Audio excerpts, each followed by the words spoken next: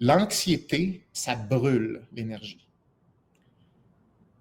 L'anxiété, c'est un processus qui est normal, c'est un processus qui fait partie de la vie, on en a besoin, c'est impossible de ne pas avoir de l'anxiété. Donc, juste que ça soit clair à 100%, c'est impossible de n'en avoir.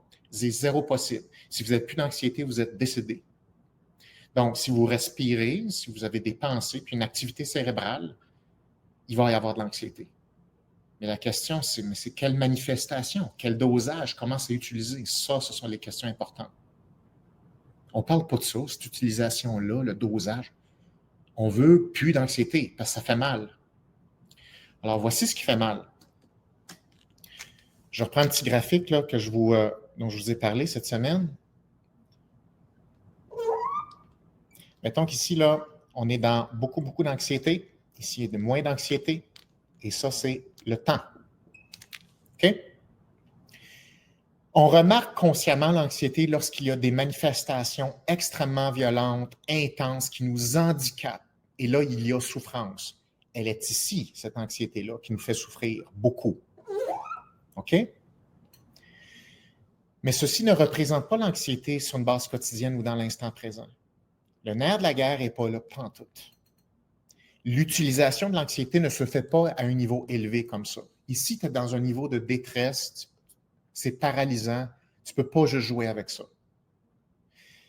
L'anxiété qu'il faut utiliser, qu'il faut gérer, elle est ici. C'est des petites fluctuations. On ne parle pas de ça ici.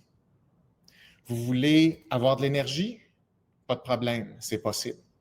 Mais si vous vous retrouvez toujours en fluctuation comme ça monte, ça descend, ça monte, ça descend, ça, là, ça brûle votre énergie sans arrêt.